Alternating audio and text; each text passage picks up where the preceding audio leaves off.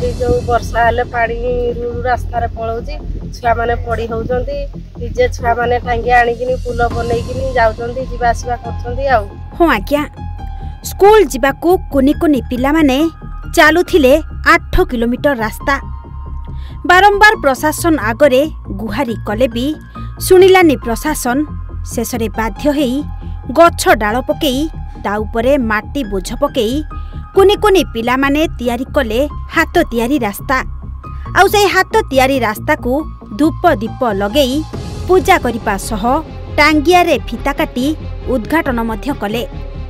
सूचना अनुसार ढेंकानाल जिला कंकड़ाहाड़ भली आदिवासी अध्युषित अंचलरू सामना को आसीछि विकास रो एही नग्न चित्र।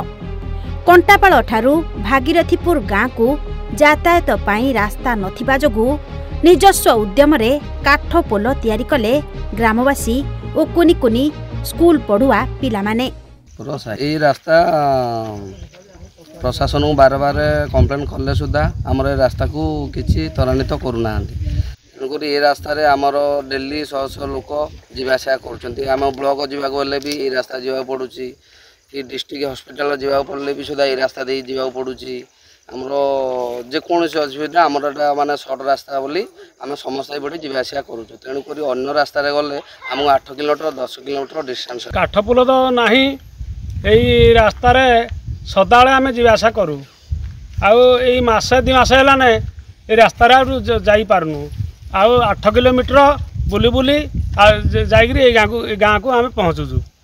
गाँव मेडिकल स्कूल ब्लॉक हेडक्वार्टर को जीवाकु हेले लोके नाही नथिबा असुविधार सम्मुखीन हेउछंती।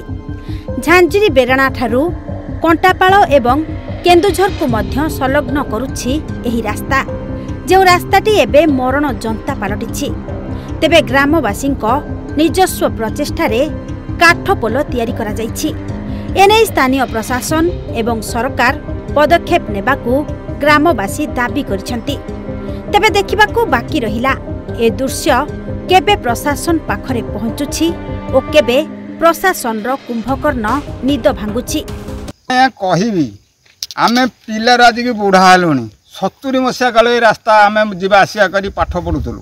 वर्तमान सरकार बहुत आड़े बहुत काम किछि करि पकेइछंती किंतु आमे सरकारंकर कि हिनस्ता कि ना साबत बुआ कि आम कथा केभे तो शुणिले ना।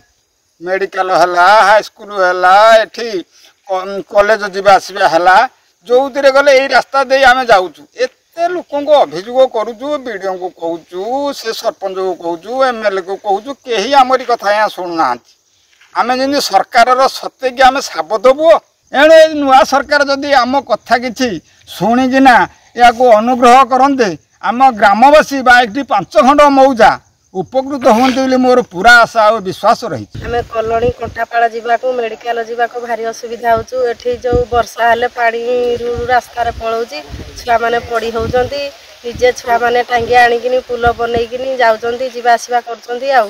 निवेदन करूचु आम रास्ताटा किंतु कंटापाळरू भागीरथीपुर को रास्ताटा कर दियंतु पिला माने ठीक से जीवा आसीबा करिवे स्कूल जिवे मेडिकल जिवे।